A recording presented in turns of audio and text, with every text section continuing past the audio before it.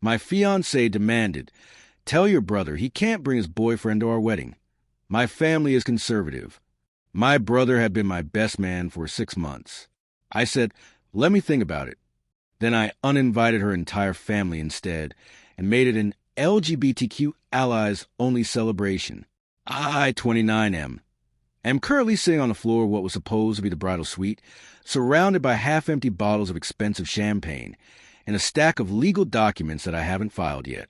My brother, 26 is passed out on the velvet chaise in the corner, wearing a tuxedo jacket that cost more than my first car, snoring softly.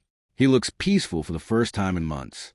I'm writing this because if I don't get it all out of my system right now, I think the adrenaline is going to give me a heart attack.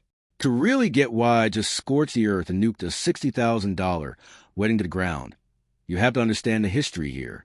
It's not just about a wedding. It's about survival. My parents died in a pileup on the interstate when I was 22. My brother was 19. I didn't just become the head of the household. I became his father figure, his bank, and his anchor. We didn't just bond, we fused. We dragged each other through the grief. When he came out of the closet a year later, I was the first person he told. I remember hugging him in our old kitchen and promising him that no matter who walked out his life, I never would. He's not just my sibling. He's the reason I'm still standing. Fast forward to 3 years ago. I met my fiancée, 27F. She was an art curator, sophisticated, soft-spoken, the kind of woman who knew which fork to use and how to charm a room. She seemed like the calm to my chaotic life as a structural engineer. She met my brother early on. They went to brunch. She bought him a vintage scarf for his birthday. She laughed at his jokes. I thought I had hit the jackpot. I thought I had found someone who loved him as much as I did. I was an idiot. When I proposed, my brother was hiding in the bushes to take the photos. He cried harder than she did. When we started planning the wedding, he was the automatic choice for best man. There was never a debate. He's been doing the heavy lifting for 6 months. He tasted the cakes. He organized a bachelor party. He talked my fiancée off a ledge when the napkins arrived in the wrong shade of cream. He was perfect. The cracks started appearing about 2 months ago. It was subtle stuff. Her parents are wealthy, traditional types, old money, the kind of people who think loud laughter is a moral failing. They offered to pay for the alcohol and the flowers. I wanted to keep the peace, and honestly, weddings are expensive, so I accepted. I was covering the venue, the catering, the music, the photography, and the planner. Since I own the venue, a historic estate I inherited and renovated, we were saving a bundle there, but the costs were still racking up. Then came the little comments. Her mother suggested my brother wear a different color suit to distinguish him from the groomsmen. I said no. Her father asked if my brother could give a speech at the rehearsal dinner instead of the main reception to save time. I shut that down. I thought it was just standard in-law friction. But the mask completely slipped last Tuesday. We were eating dinner. She put her fork down and gave me that look. The one that means she's practiced what she's about to say in the mirror. She told me we needed to talk about the guest list. Specifically about my brother's +1. My brother has been with his boyfriend for 2 years. He's a pediatrician. He volunteers at shelters. He's smart, kind, and frankly, he has better manners than anyone in her family. She refused to look me in the eye. She started talking about how her parents are very traditional, how they hold a certain standing in their church. She said having a same-sex couple at the head table, in the formal photos, would make them uncomfortable. She said it would cause a scene with their friends. I asked her if she was seriously asking me to uninvite his boyfriend. She said no, not uninvite. Just ask him not to bring him. Or maybe they could sit at table 14, the one in the back corner near the kitchen doors.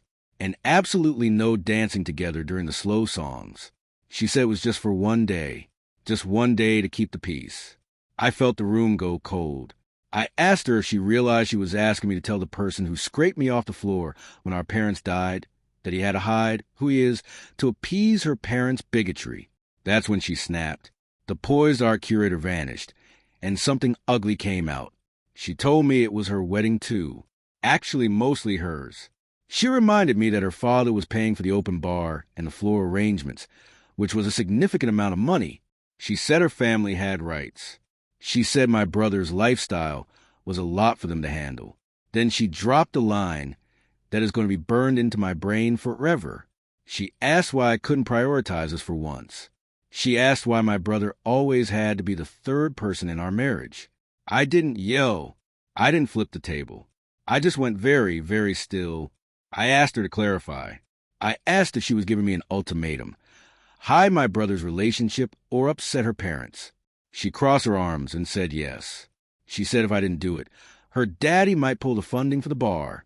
She knew we were stretched in on cash flow because I had just sunk a bunch of money into the estate renovations. She was weaponizing her father's money to force me to humiliate my brother. I told her I needed to think about it. I walked away. I went in my office and locked the door. She thought I was agonizing over how to break the news to my brother. She thought I was weighing the pros and cons. I wasn't. I was preparing for war. See, I had a feeling this didn't come out of nowhere. I knew her iPad was on the coffee table downstairs, but her old laptop was in the office. We shared passwords. I had never snooped before because I trusted her. That trust was gone. I logged into her messages. It took me about 5 minutes to find the thread. With her mother, it was worse than I thought. It wasn't just about the photos. They were plotting. Her mother had texted her saying the bishop was coming to the reception, and they couldn't have those two kissing on the dance floor. My fiancée had replied that she was working on it. She said I was obsessed with my brother, but not to worry. She said once the ring was on my finger, we would set boundaries. She explicitly wrote that she wasn't going to spend her weekends hosting his fairy brother. Fairy. She actually used that word. Then I found the kicker. They were discussing hiring a private security guard specifically to watch my brother and his boyfriend if they did anything inappropriate, like holding hands. The guard was instructed to escort them out quietly. They were planning to bounce my best man from my own wedding. I took screenshots of everything. I backed them up to a secure cloud drive. Then I printed them out. I spent the next 48 hours in a cold, calculated fury. I played the part of the stress groom. I told her I was working on a way to phrase it to my brother. I bought myself time. I went to the bank first. I opened a new account solely in my name. I transferred half of our joint savings into it. Since 90% of that money was my contribution anyway, I wasn't worried about the morality of it, but I wanted to make sure I followed the letter of the law so she couldn't claim theft. Then I called the liquor vendor. This was the only contract her father had signed. I told them there was a change in the event scope and asked them to refund her father's credit card immediately. I told them I would be covering the bill personally on my own card. They were confused, but money is money. They processed the refund. I did the same with the florist. By Friday, I had severed every single financial tie her family had to the event. The venue was mine. The food was mine. The music was mine. The booze was mine. I waited until she went to her final dress fitting with her mother. It was a perfect window. She would be gone for at least 4 hours. I called a locksmith. Since the house is solely in my name, bought before we met, and she had never signed a lease, I was on solid ground. But I knew eviction laws are tricky. I couldn't just kick her out legally without notice, but I could certainly secure my property. I had the locksmith change the codes on the smart locks and the gates. Then I drafted the email. I have a master mailing list of all the guests because I'm the one who built the wedding website. I didn't hold back. I wrote that it was with a heavy heart, but a clear conscience that I was announcing a change to the event. I explained that I had been given an ultimatum by my fiancée and her family. I detailed exactly what they demanded, that my brother be hidden away because his orientation was embarrassing to them. I quoted the lifestyle comment. I wrote that I had decided to accept their terms of setting a boundary. The boundary was that there would be no wedding. But since the venue was my home and everything was paid for, I wasn't going to let a good party go to waste. I announced that the event was now a celebration of LGBTQ plus love and allyship. I told the guests that if they agreed with the bride's family, they were uninvited. Their digital access codes to the gate were revoked. But if they were friends or allies who believed love is love, they were welcome to come drink my scotch and eat the cake. I hit send. Then I packed her bags. I didn't break anything. I didn't cut up her clothes. I folded everything neatly. I packed her jewelry, her shoes, her skincare. I put it all in boxes and stacked them in the garage. I printed out a formal 30-day notice to quit, which is a legal requirement in my state to get someone out of your house who has established residency. The fallout was instantaneous. My phone started vibrating so hard it nearly fell off the table. First, it was my brother. He was sobbing. He had seen the email. He begged me not to do this. He said he could handle sitting in the back. He said he didn't want to be the reason I lost my future. I told him that a future with a bigot isn't a future. It's a cage. I told him to put on his suit and get ready to party. Then the calls from her started. 50 calls in 20 minutes. Texts streaming in like a ticker tape of madness. She called me insane. She said her father was going to sue me. She said I had humiliated them. She said everyone was calling her mother. She showed up an hour later. She tried to get in the gate, but the code didn't work. I walked down the driveway to meet her. I stayed on my side of the iron bars. She looked like a wreck. Mascara running. Hair half done. She started screaming that this was illegal, that I couldn't lock her out of her own home. I handed the envelope with the eviction notice through the bars. I told her that technically she could still enter property if she really wanted to press the issue of residency, but since she had clearly abandoned the premises to stay with her parents for the last few nights during the wedding prep, I was within my rights to secure the home. I told her that her stuff was in the garage. Then her father's Mercedes screeched up. He got out red-faced, looking like he was about to stroke out. He started shouting about how he paid for the bar and the flowers and how he had a contract. I smiled. It was the coldest smile I have ever given anyone. I told him to check his email. I told him the vendors had refunded his money 3 hours ago. I told him he had zero financial stake in this event. He switched tactics. He threatened to sue me for breach of promise and emotional distress. He said he would ruin me. I pulled out my phone. I showed him the printed screenshots of the text between his wife and daughter, the ones calling my brother a fairy, the ones plotting to use security guards to physically remove a guest. I told him that if he filed a single piece of paper in court, those screenshots would be attached to my defense. I asked him if he really wanted his business partners and his church friends to see exactly how his family talks behind closed doors. I told him I would make sure the local news picked it up. He went pale. He's a businessman.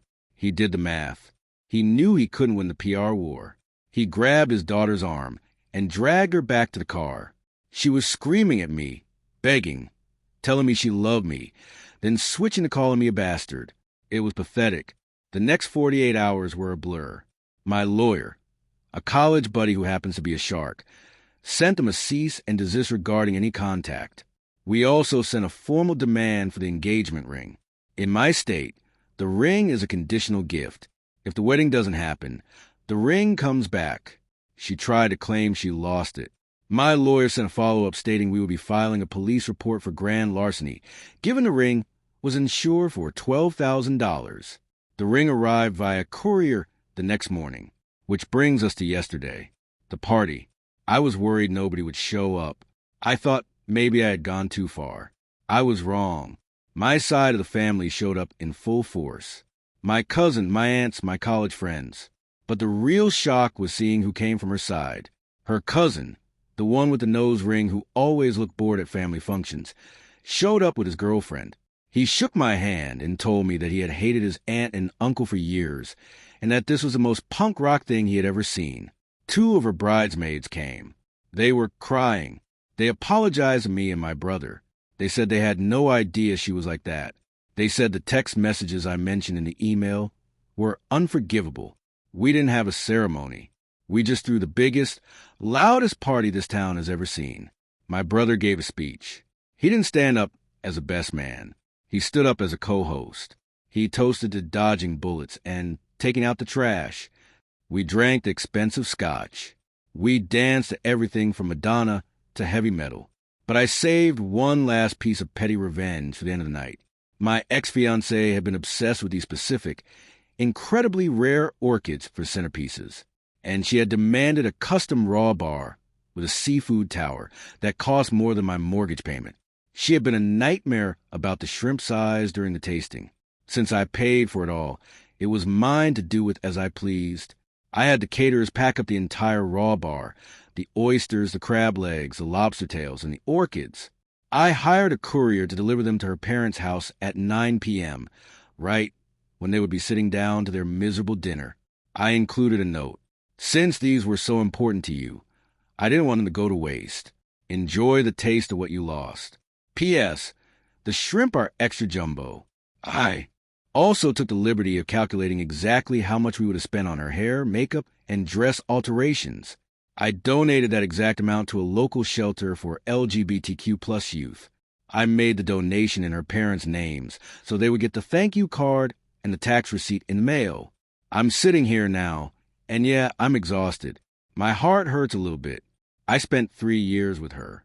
It's hard to turn that off like a light switch. I'm mourning the person I thought she was. But then I look over at my brother. He's sleeping without that furrow in his brow that he's had for months. He's safe. He knows I have his back. I lost a fiancée. I lost the illusion of a perfect family. But I kept my dignity. I kept my house. And I kept the only promise that actually matters, the one I made to my brother when we were kids. Her family is currently imploding. According to her cousin, the fallout from the email has been catastrophic. People are taking sides. Her father is trying to spin it, but the screenshots are circulating in the friend group. Oops, did I leak those? No, but maybe one of the bridesmaids did. She wanted a traditional wedding. Instead, she got a traditional American breakup. Lawyers, change locks, and total asset protection. I'm thinking of keeping the party set up for a few more days. Maybe I'll invite the neighbors. If you enjoyed reading about a bigot's life imploding in real time, subscribe for more recipes on how to serve revenge ice cold.